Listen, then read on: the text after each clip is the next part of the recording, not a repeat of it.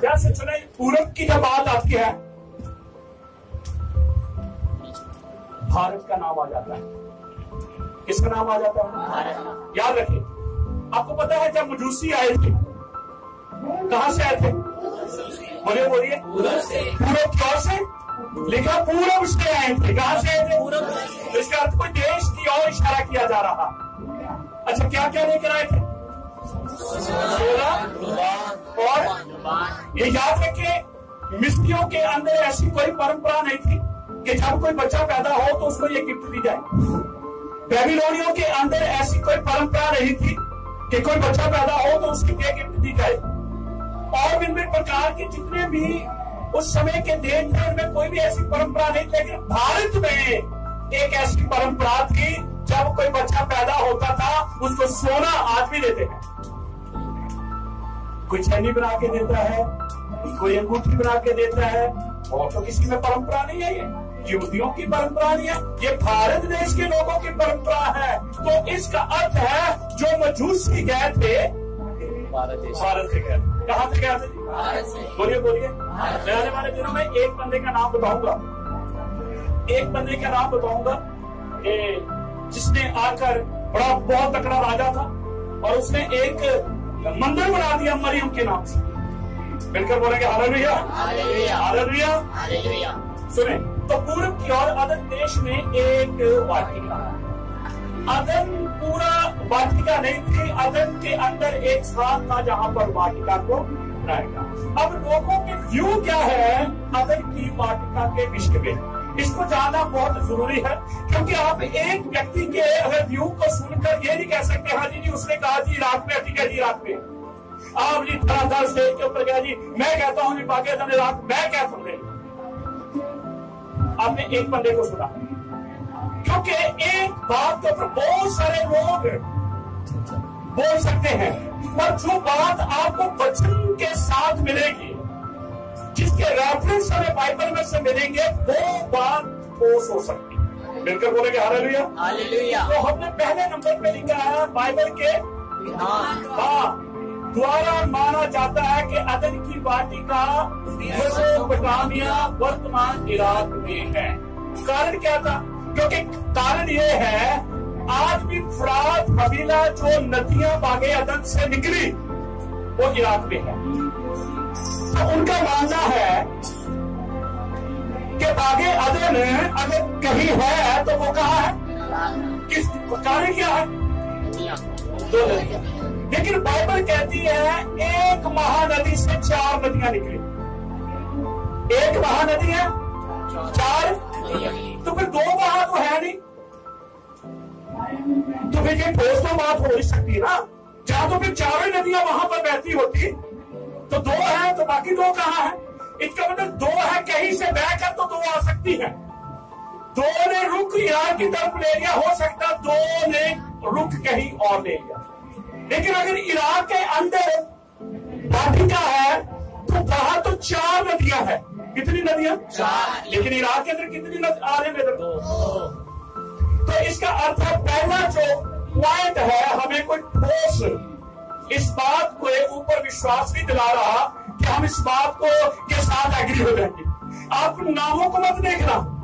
Lorry उस बड़े pastor ने कहा कोई बड़ा छोटा नहीं है खुदा की नजरों में। सुबह काम करने वाला, दोपहर काम करने वाला, 1 घंटा काम करने वाला मजदूरी सेम है। तो यहाँ ये पता चलता है कोई छोटा बड़ा नहीं है। मिलकर बोलेंगे हालेलुया। मैं अपनी नजरों में छोटा बड़ा अपने आप को कर सकता हूँ, और मैं यहोवा की नजरों में छोटा बड़ा नहीं, क्योंकि यहोवा हमें ये नहीं है कि वहां 20,000 बंदे आ रहे हैं तो खुदा ज्यादा काम कर रहा है, यहाँ 100 बंदा आ रहा है खुदा काम कर रहा है। नहीं, ऐसा नहीं है।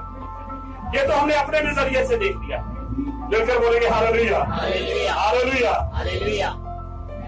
तो ये पहला उनका पॉइंट है जिससे वो कहते हैं इराक के अंदर अदन की वाटिका है। दूसरा पॉइंट, अगर अदन की वाटिका के इराक में थी तो पिशोन और गेहूं नदियां जो और वो थी वो क्यों नहीं? भी ये तो फरात अवेला तो है, पर ये तो 2 नदियों का नाम पिशोन गेहूं जो लिखे हैं गेहूं ने, वो क्यों नहीं है? ये दो नदियां इराक में नहीं है, क्योंकि एक ही महानदी से चारों नदियां निकलती है, फिर दो ही है। इस बात को ये बात कम कर रही है, इसकी पर्सनैलिटी को इस बात ने कम कर दिया, इसने सवाल कर दिया। फिर दूसरी कहानी, तीसरा पॉइंट, इराक प्राचीन समय में अशूर नाम से जाना जाता था। इस वचन को अपने पढ़ना निकाल के रख लीजिए। ये गौर करने वाली बात है, अशूर देश की और की वाटिका अलग अलग क्षेत्रों के रूप में संबोधित किया है, जिसके 3 वचन पढ़ेंगे जल्दी से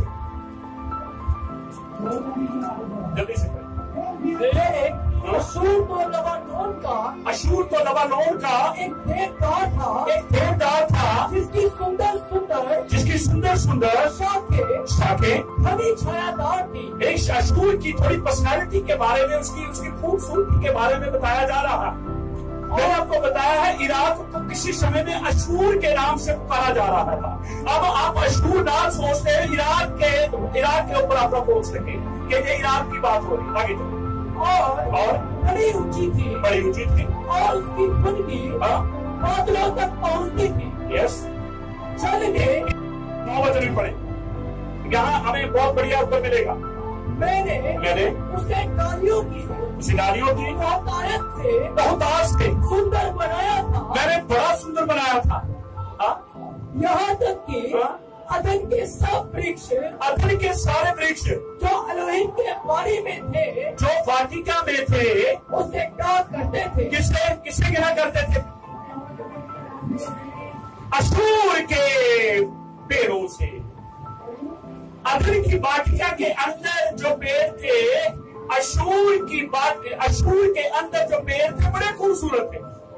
इसके परमेश्वर की जो वाटिका थी, उसके पेड़ उसे घिरा करते थे। तो अगर एक ही जगह पर है दोनों पेड़, तो फिर एक दूसरे पेड़ों से नफरत करने की क्या जरूरत है? तो इसका तो अर्थ है कहीं और है ये। वहां से उसकी खूबसूरती को देखकर उनको जलन हो रही है। तीसरे पॉइंट के अंदर, अदन के पेड़ अशूर के पेड़ों की सुंदरता को देखकर उससे जलते थे। अगर अदन की वाटिका अशूर में ही थी, तो अदन के पेड़ अशूर की ईर्ष्या कैसे कर सकते? हालेलुया। इराक के अंदर ही अदन की वाटिका है, तो फिर और भी पेड़ अदन की वाटिका वही है, तो कैसे ठीक है। तो 3 बातें जो है, बातें और बहुत सारी हैं, 3 पॉइंट जो है वो इस बात का खंडन करते हैं कि अदन की वाटिका इराक में नहीं थी। खुदा ने आदम और हवा को मोरिया पर्वत के ऊपर बनाया और रखा जाकर इराक में। ये कैसे हो सकता है? पैदा कहां किया? मोरिया पर्वत के ऊपर।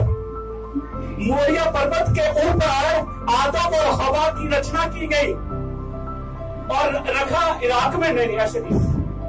वही पास में एक वाटिका तैयार की गई, जिसमें उसने आदम और हवा को अलग किया। मिलकर बोलेंगे हालेलुया।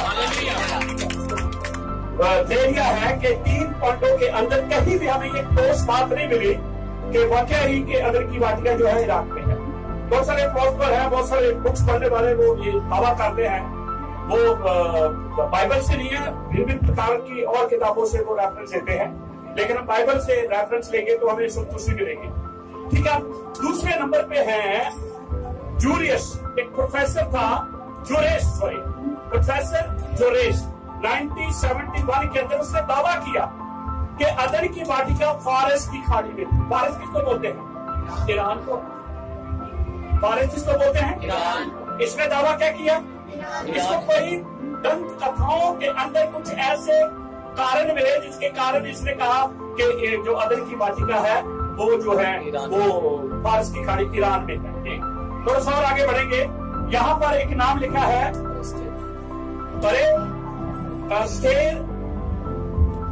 जॉन है। ठीक है, जॉन है, थोड़ा लिखने में मिस्टेक हो गई। 1266 के अंदर मार्को पोलो जो था, वो तो आप लोग जानते हैं, मार्को पोलो जो आया था, वो पहला यूरोपियन था। वो अदन की वाटिका को खोदते खोदते चीन चला गया। कुछ लोगों का चीन का राजा ये दावा करता था कि जो अदन की वाटिका है वो कहाँ है? चीन में है। चीन में है। लेकिन ये भी ज्यादा देर लोगों के बीच में इस बात ने जड़ नहीं पकड़ी और थोड़ा समय लोगों के अंदर ये बात रही, लेकिन उसके बाद लोग और आगे बढ़ने लगे। फिर हम देखते हैं क्रिस्टोफर कोलंबस अदन की खोज में निकल पड़ा और एक देश है वेनेजुएला और एक उस वहां का एक एरिया है पारिया। उसने ये दावा किया कि अदन की वाटिका पारिया के अंदर है। लेकिन ये भी थोड़ी देर तक लोगों के अंदर इस बात ने जोर पकड़ा, लेकिन धीरे धीरे ये लोगों के अपने अपने विचार। मैं तभी कहा आप एक को सुन के कहेंगे उसने रात में कर दिया जाओ जी आप पुलपट पे आकर जी आप ये प्रचार कर दिया जी जो ये है वो है। आपको पहला थोड़ा सा उसको डीप जाना है, आपको और बहुत सारे जो है लोग उनको सुनना है। आगे मैंने 7वें पॉइंट में लिखा कुछ विद्वानों का मानना था कि अदन की वाटिका बहरीन में थी, क्योंकि बहरीन में एक ऐसा बाग था सदियों से वो उजड़ा हुआ था और उस उजड़े हुए बाग के अंदर बीचों बीच एक अभी तक भी पेड़ है 400 साल पुराना। कितने साल? 400 साल। लेकिन उन दिनों के अंदर खोज नहीं की गई कि 400 साल पुराना। उन्होंने कहा बड़े समय से है, तो लोगों ने मान लिया कि यहीं पर अदन की वाटिका थी और जो पीछे पीछे पेड़ है ये जीवन का पेड़, अभी तक भी जीवन का पेड़ बचा हुआ है। लेकिन और थोड़ी सी खोज की गई और उन्होंने निकाला कि इस पेड़ को सिर्फ 400 साल के और बात कितने साल की? 6000 साल की। 400। इसलिए उस बात को भी उन्होंने खंडन कर दिया गया। सुने, अब आ गए हम परमेश्वर का पवित्र पर्वत। कौन सा? परमेश्वर का पवित्र पर्वत। फिर से बोले, परमेश्वर का पवित्र पर्वत। जहां पर परमेश्वर उतरा, जहां पर परमेश्वर उतरा और आकर आदम और हवा की रचना, उसने नींव को रखा। जब नींव की बात आएगी तो नींव किसकी है? आदम और हवा की। ये नहीं है कि पानी को खुशकी से अलग कर दिया, खुशकी को पानी से अलग कर दिया, वो नहीं है नींव, वो तो शुरुआत है। नींव क्या है? जब आदम और हवा को पैदा किया गया, तो आदम और हवा को पैदा करने के लिए परमेश्वर ने कौन सा स्थान लिया? परमेश्वर का पवित्र पर्वत, और जिससे मैं और आप अपनी भाषा में कह सकते हैं मोरिया पर्वत। बोलिए बोलिए, मोरिया पर्वत। फिर से बोले, मोरिया पर्वत। इसहाक की कुर्बानी का मोरिया पर्वत। और आदम और हवा को कहाँ रचा गया? मोरिया पर्वत। सुलेमान का मंदिर कहाँ? मोरिया पर्वत। दाऊद का तंबू कहाँ? मोरिया पर्वत। मूसा का तंबू कहाँ? मोरिया पर्वत। फिर बोलेंगे हालेलुया, हालेलुया, हालेलुया। हालेलुया। सुनते जाए, आप आशीष पाएंगे। तो यहाँ मैंने कुछ रेफरेंस लिखे हैं, मैं चाहूंगा जल्दी से पढ़ेंगे। शायद 2 का 2 और 3। अंत के दिनों में ऐसा होगा भी। यहोवा के भवन का पर्वत, यहोवा के भवन का पर्वत, हाँ, सब पहाड़ों पर दृढ़ किया जाएगा। कौन सा पर्वत? यहोवा का। कैसे बोले? यहोवा का पर्वत। ठीक है, भजन सीता 3 का 4। मैं ऊंचे शब्द से यहोवा को पुकारता हूँ पुकारता हूँ। मैं अपने पवित्र पर्वत से, कौन सा पर्वत से? पवित्र पर्वत से। परमेश्वर अपने पवित्र पर्वत से मुझे उत्तर देता है। और 40 का 1-2 भी पढ़े जल्दी से।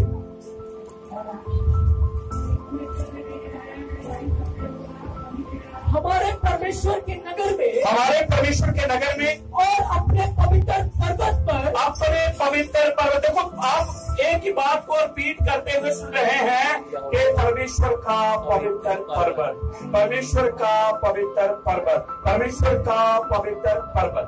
परमेश्वर कहाँ पर उतरा? कैसे बोले? पवित्र पर्वत पर। तो उसके लिए वो स्थान कौन सा बन गया? पवित्र। कैसे बोले? पवित्र स्थान बन गया, क्योंकि जहाँ परमेश्वर आएगा वहाँ सारी चीजें क्या हो जाएंगी? पवित्र। जो उसकी उपस्थिति में आ जाएगी, जो उसकी हजूरी में आ जाएगी, वो सब पवित्र हो जाएंगी। ठीक है जी, शायद 66 का 20। जल्दी बढ़ा और जैसे इस्राएली लोग अन्न बलि को शुद्ध पात्र में भरकर पूरा पढ़े, शुद्ध पात्र में भरकर यहोवा के भवन में ले आते हैं वैसे ही मैं तुम्हारे सब भाइयों को ढूंढो। आज के वहां पर यहोवा का भवन आ गया है। अब हम खास वचन जो है जिसका 28 या 16 वचन पढ़ेंगे। इसलिए प्रभु यहोवा यो कहता है, इसलिए ये मेन है, इसको अंडरलाइन कर लीजिए। ये बात हमें इस बात के ऊपर विचार करने के लिए मजबूर करती है कि यहोवा ने जमीन के ऊपर जब नींव को रखा तो कौन सा स्थान था, वो कौन सी जगह थी, उसका नाम क्या था, क्या वो आज है या खत्म हो गया है? पढ़े जल्दी से पढ़े। इसलिए प्रभु यहोवा यो कहता है, माइक दे दीजिए इसको। इसलिए प्रभु यहोवा यो कहता है, यस, देखो मैंने सिय्योन में नींव का एक पत्थर रखा। क्या रखा? ये चट्टान की बात हो रही है और मोरिया पर्वत एक चट्टान है जो सारी चट्टानों से ऊंची है। और बाइबल कहते हैं कि खुदा का जो घर है उसके पांव के रखने की चौकी जो है वो निशान है। अगर इशाया शासन का पहला वचन कहता है आकाश मेरा शासन है तो जमीन मेरे पांव रखेगी, तो फिर उस चौकी जो है वो मोरिया पर्वत है। उसके पांव के रखने का स्थान कौन सा है? मोरिया पर्वत। इसे बोले कौन सा? मोरिया पर्वत। तो यहाँ पर क्या पढ़ रहे हैं? 16 वचन के अंदर दोबारा से पढ़े। इसलिए प्रभु यहोवा यूं कहता है, हाँ, देखो मैंने सिय्योन में नींव का एक पत्थर रखा। नींव का एक पत्थर, यानी कि मैं वहां से शुरुआत कर रहा। कहां से? मोरिया पर्वत। बोलिए। जब वो उतरा कहां पर उतरा? मोरिया पर्वत। इसकी रचना करने के लिए आदम और हवा। यहोवा मोरिया पर्वत के ऊपर आकर भी कह रहा है सूरज बन जा, तारे बन जा, अंधेरा रोशनी से राग। नहीं, वो वहां पर बात कर रहा है ऊपर से। लेकिन जब आदम और हवा को बनाना था तब तो उस पहाड़ के ऊपर आया। मुझे और आपको ये सीखना और समझना और सुनना बहुत जरूरी है कि यहोवा परमेश्वर चट्टान के ऊपर खड़ा होकर पानी को अलग नहीं कर रहा था, खुशकी को अलग नहीं कर रहा था, अंधेरे को रोशनी से, रोशनी को अंधेरे से अलग नहीं कर रहा था। कहीं ये ऊपर से वो शब्द बोल रहा था।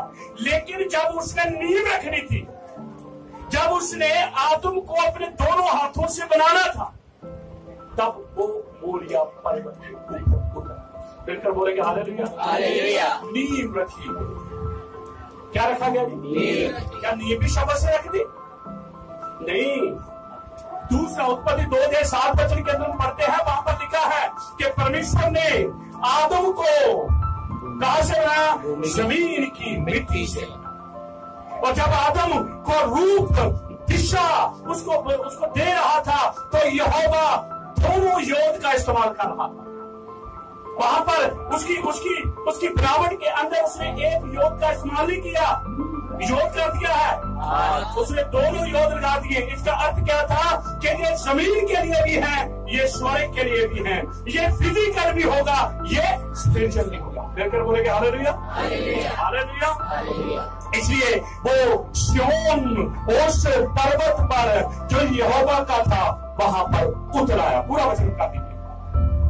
इसलिए प्रभु यहोवा यो कहता है, यस, देखो मैंने सिय्योन में एक पत्थर रखा है, एक परखा हुआ पत्थर, सोने का अनमोल और अति दृढ़ नींव के योग्य पत्थर। कौन से पत्थर? कौन से योग्य? नींव। कौन सा जगह? मोरिया।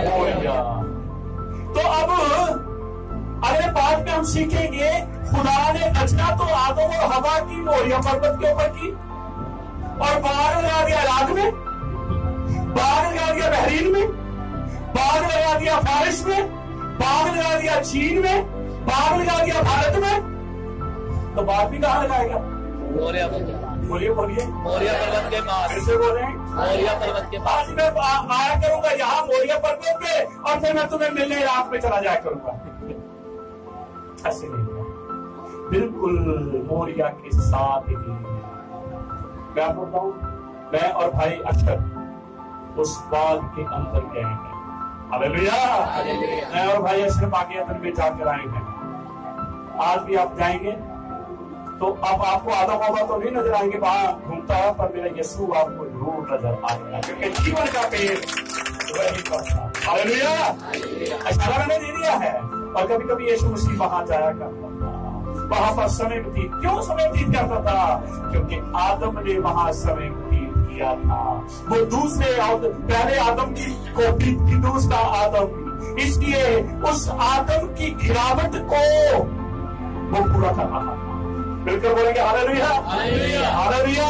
तो अगले भाग के अंदर हम सीखेंगे, क्योंकि ये व्यू देखिए हमने, इराक में है, कोई कहते हैं बहरीन में है, कोई कहते हैं फारिस में, कोई कहते हैं चाइना में है, और कोई किसी ने ये भी कह दिया कतर में भी है। बहुत बड़े व्यू है, उन सारों को जानने की आपको जरूरत नहीं है। कहने का अर्थ है, आपको अगर आपने सुन लिया यार कतर वाले की यार बात तो चच रही है यार, वाकई में आप पुल पर पे आएंगे, लो जी बागेदन कतर में है,